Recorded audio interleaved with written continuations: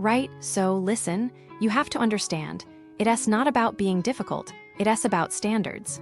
Utterly, irrevocably shattered standards. Honestly, some people just have no concept of what it means to live properly. Like I grew up with babushka-s embroidered linens, you understand? Everything had a place, a purpose, a history. And seeing this, it was like a personal affront to my entire lineage. It began, deceptively sweetly, with an orange juice. A single, pathetic glass of orange juice. A gesture so hollow, so utterly devoid of genuine hospitality, it should have been a warning. It was, I just didn't know it yet. I was, you see, seeking escape. A little slice of paradise. Dhangethi, the Maldives. It promised so much. The brochures, the Instagram posts, the carefully curated illusion. And from the moment I arrived at the Ari Grand Hotel Spa, honestly, the grand is a cruelly ironic just everything began to unravel. The island itself is quite lovely, I admit. A postcard, but the hotel, it felt cheap. Not in a charming, rustic way, but in a they desperately scrimping on everything kind of way. The rooms, well, they appeared good on the surface, but they were a cruel facade. A thin veneer of respectability concealing a profound sadness. The bathroom. Oh, don't even start me on the bathroom. Can you fathom it? A damp, miserable grotto where one fears contracting something simply by breathing? It wasn't merely bad. It was a testament to negligence. Imagine, decaying grout, stained tiles, and a persistent, lingering smell like old regrets and damp towels. Not a comforting scent, believe me. And the water pressure? Pitiful. It took an hour just to get a half-full tub, and even then, the water trickled out the bottom, leaving the floor a disastrous, chilling flood. It wasn't just an inconvenience. It was a fundamental failure of basic plumbing, a disregard for hygiene, an insult to the very concept of relaxation. It felt like the hotel actively wanted you to feel unclean. And nobody cared when we pointed this out. It's not acceptable. It's deeply, tragically unacceptable. Then the room, the bed sheets. You understand, I have a sensitivity to textiles. Years of being swaddled in the finest silks, you see. These sheets felt like sandpaper. And horrors upon horrors, there were stains. Dubious, unsettling stains. I ask you, is it too much to expect clean bed linens in a supposed grand hotel? This speaks to a complete lack of quality control, a disregard for the most basic standards of cleanliness. It's not just about aesthetics, it's about the psychological impact. How can one possibly achieve restful slumber when contemplating the origins of mysterious blemishes on one's pillowcase? It's simply barbaric. And the saga of the room changes. Oh, don't even ask. It was a comedy of errors, a descent into madness. I was, bless my naive heart, initially hopeful, having dared to inquire about a refund for the experiences we were enduring.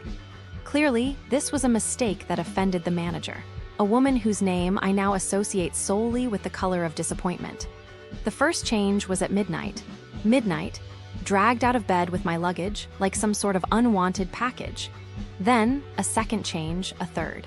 Each time, a smaller room, a less desirable view, a deeper mounting sense of infuriation. Each time, the explanation was non-existent.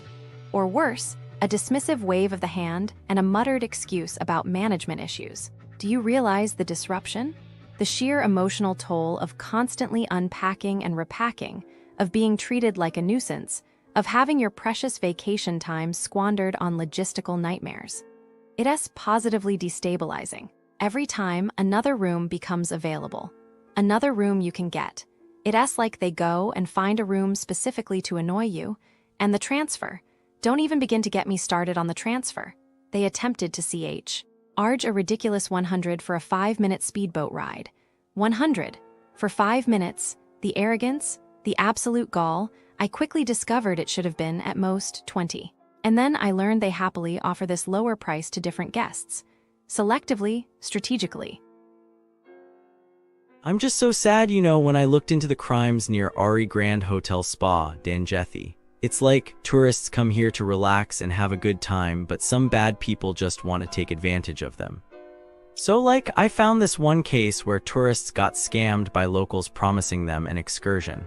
They paid USD 1,050, can you believe it? and then the locals just disappeared with the money.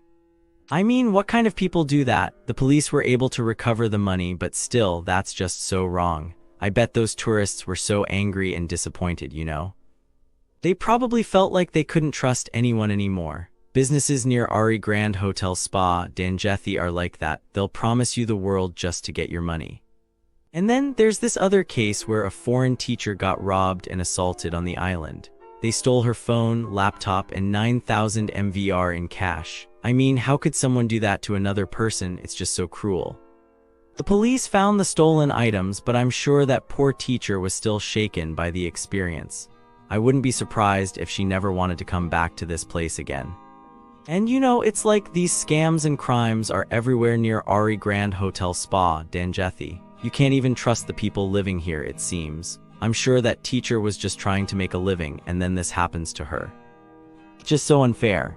The businesses surrounding the Ari Grand Hotel Spa, Dhangethi, they are, to put it mildly, a disappointment. A persistent ache in the idyllic postcard of the Maldives.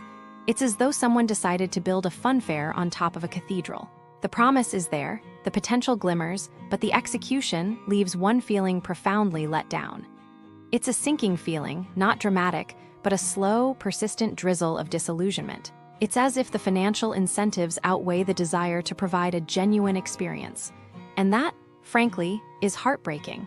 Let's start with the dining options. Restaurants near the Ari Grand aren't exactly beacons of culinary delight, are they? They operate under the distinct impression that tourists are ATMs disguised as people. A dangerous assumption. It's like they saw a travel magazine, decided luxury, and then just tripled the prices without bothering with the quality. Hermits, for example, is a prime illustration. Almost universally, people express shock at the bill. It's not just expensive, it's aggressively so.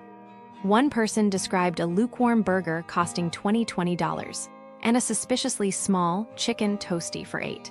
A toastie, mind you. It seems the chickens themselves were fighting for their lives to avoid ending up in that bread.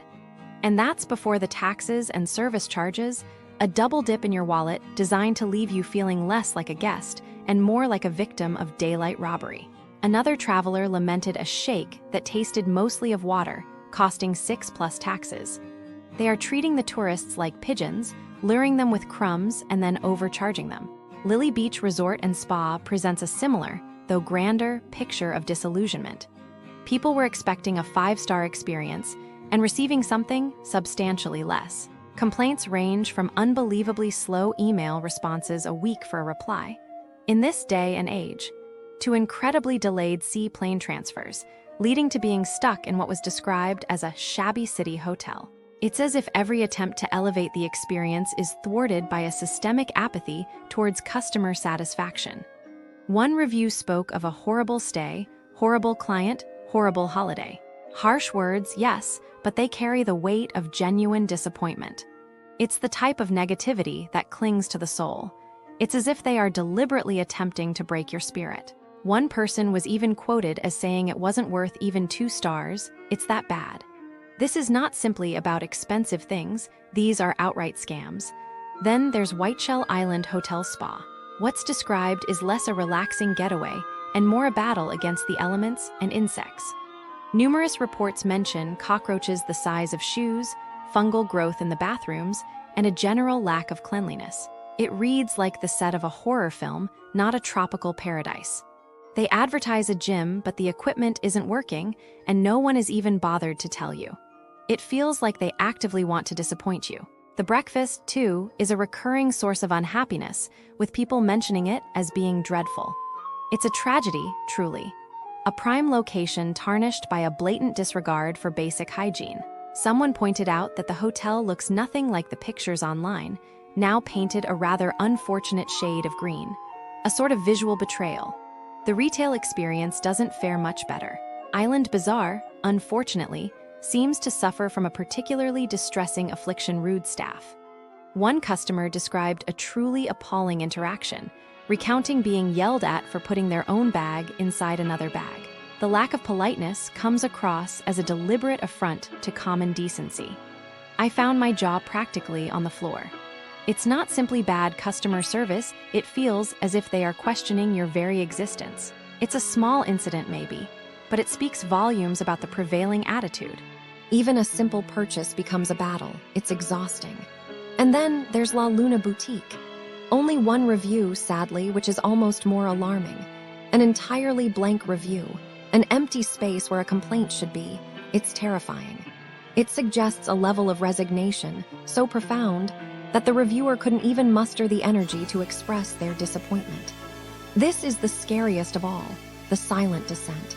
It's a symptom of a deeper malaise. It's unnerving. It leaves one wondering what happened there. What does all of this mean for a visitor to Dhangethi? Be prepared. Be very prepared. Budget generously, not for luxury, but for potential overcharges. Lower your expectations drastically. Assume everything will cost more and take longer than you anticipate.